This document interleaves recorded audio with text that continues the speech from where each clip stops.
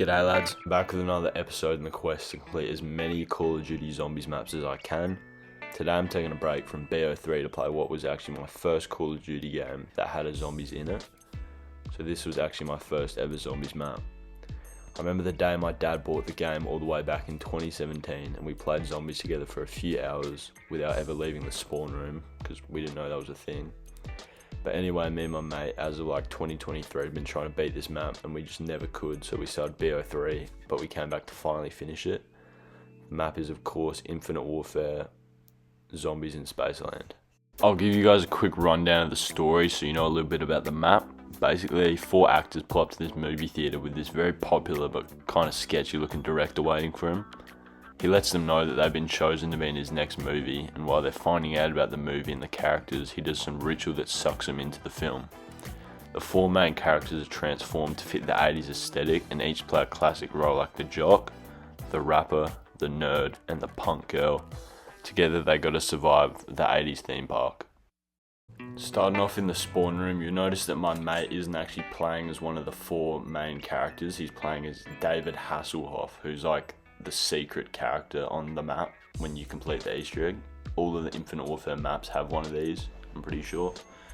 And yeah, this one's David Hasselhoff. We've been trying to complete the map together for so long, but literally the night before we played this game, he hopped on and completed it himself.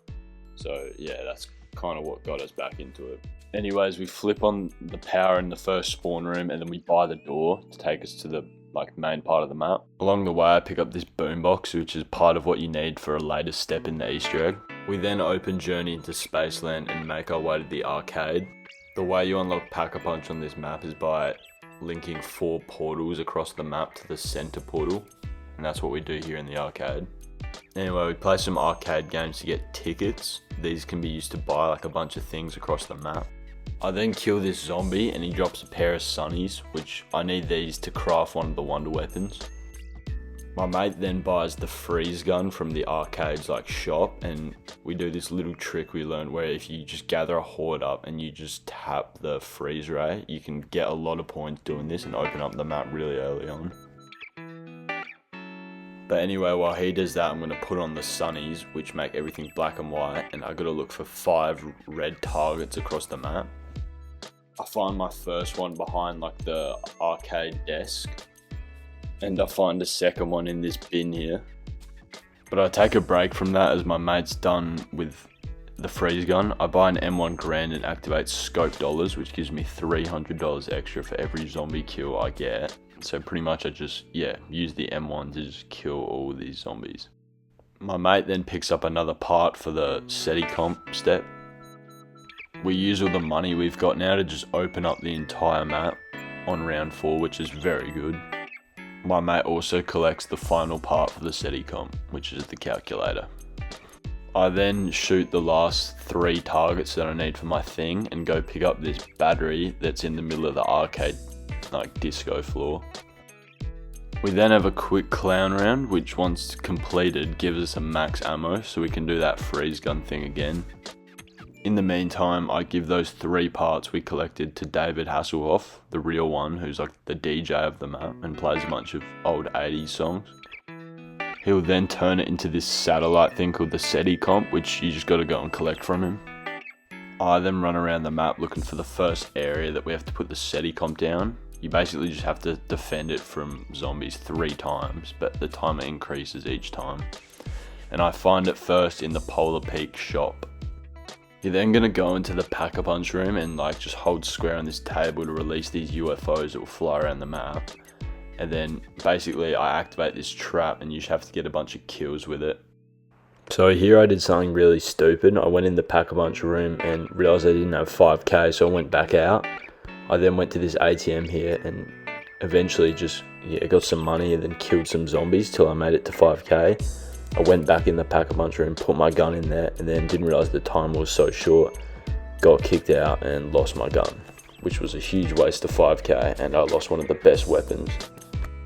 Anyway, so my mate gives me some money and I just kill a bunch of zombies till I'm back to 5k, and then I go back into the Pack-a-Punch room and put my M1 Grand in this time.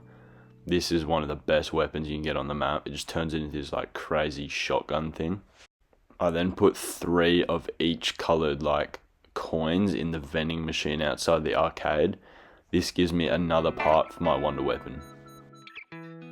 After that, I spend some tickets on what's called an arcane core, which basically goes on your gun, and once you've done that thing with the UFOs and the traps, it gives your like gun like an elemental effect. But anyway, me and my mate get ready to do the first like SETI comp thing. So I put these things on the floor that light a fire, I guess. Anyway, we activate the trap, and basically the goal is to just keep the zombies off of the satellite thing. It's got a health bar, you just got to, defend it, which isn't too hard. My mate's got the Pack-a-Punch starting pistols, which is what I lost in the Pack-a-Punch earlier. That is also one of the best guns, because it basically just turns into a grenade launcher, which you can spam. But anyway, once the timer's up, all the zombies will just die, and we'll get a max ammo. And while we were doing the SETI comp thing, we also accidentally did the UFO thing, which gave me the wind element for the M1 Grand, which is really good. So basically, we just got the trap kills and then filled up the UFO with souls while we were doing that step.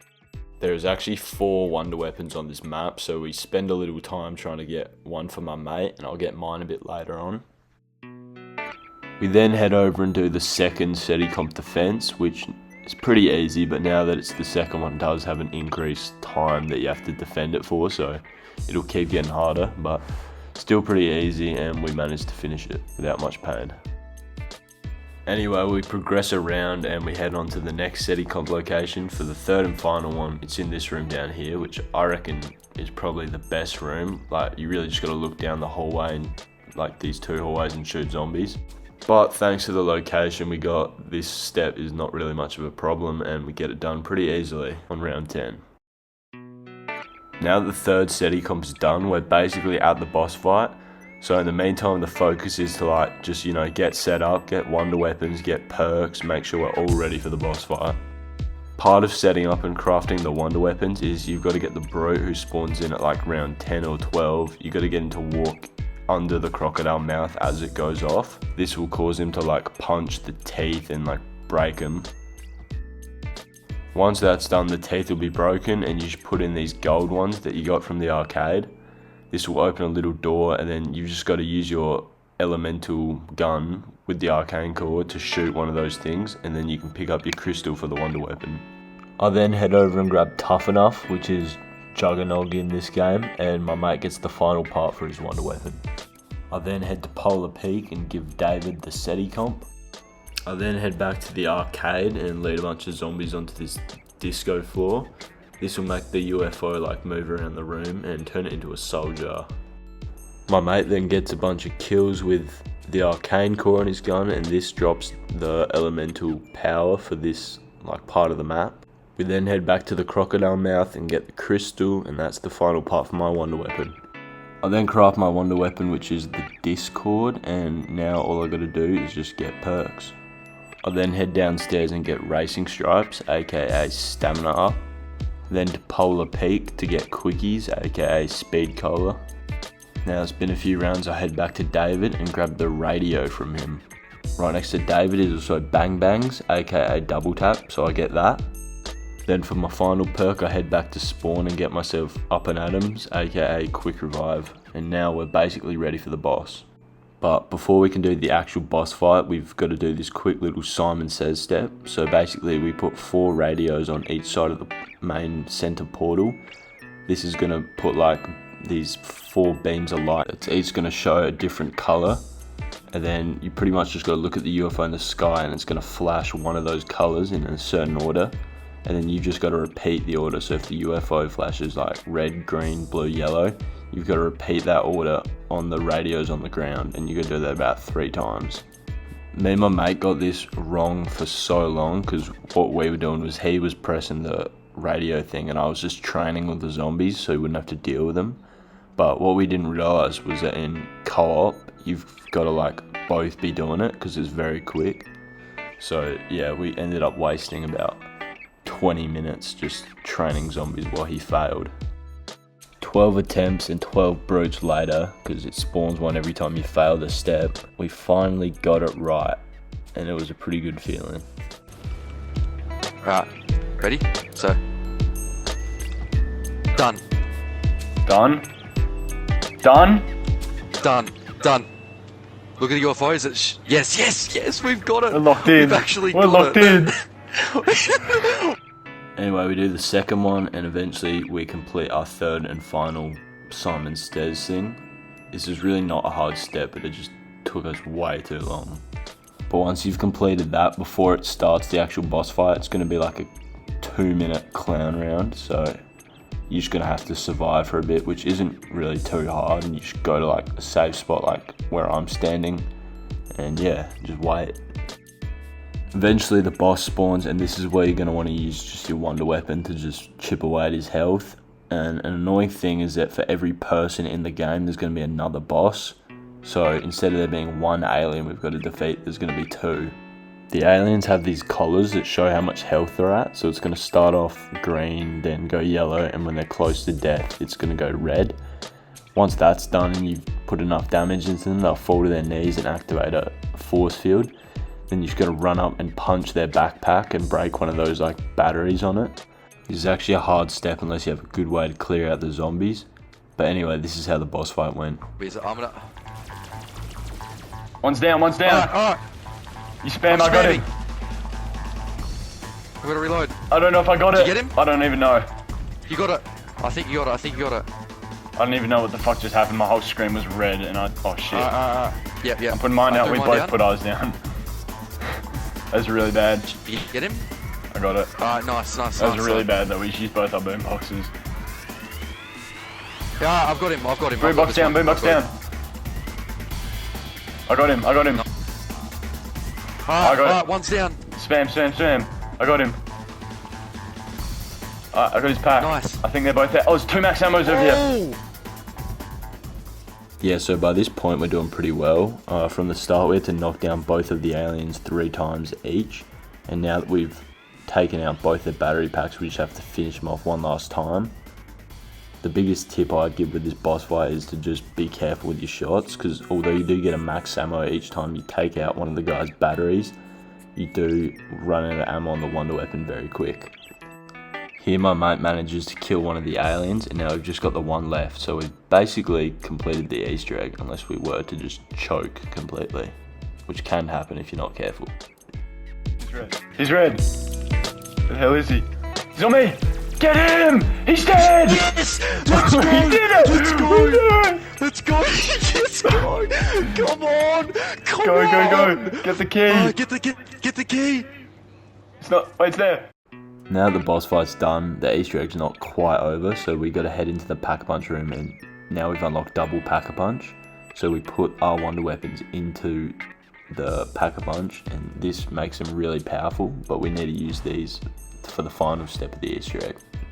The final step's a pretty basic one, so pretty much what you have to do is wait for this UFO that's in the sky to just hover over the main portal, the one that you used to get into Pack-a-Punch, and you've got to blast it with this laser beam. And to activate the laser beam, you have to use your Pack-a-Punch wonder weapons and shoot like the ring at the entrance to Spaceland. You'll see that they're glowing orange now because we've shot them. Once you shoot all 5 of them, which you shouldn't do until the UFO is above it, it will send up the laser. Yes. Oh, yes. Go, shoot it. I'll come get you. No, he missed. Look at it. I think it missed. No, it's got it. You got it. Let's go. Go. We then go and pick up the soul key, which officially completes the Easter egg. Anyway, we just survive as long as we can, and we end up completing the game 2 hours and 41 minutes, which is actually a pretty bad time for an Easter egg like this. We then head back to the lobby so that I can put in the secret cheat code to play as David Hasselhoff. Left, right, left, up, down. There we go, David Hasselhoff. Let's go. I could listen. No speaking.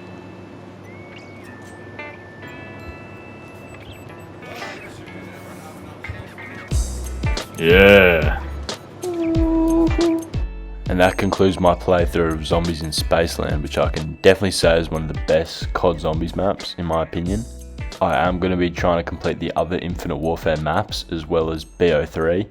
If you enjoyed the video and wouldn't mind dropping a like or subscribe, as it goes a long way, or even commenting on some future video ideas I can do, that would be great. Anyway lads, Catch you in the next one. Hope you enjoyed.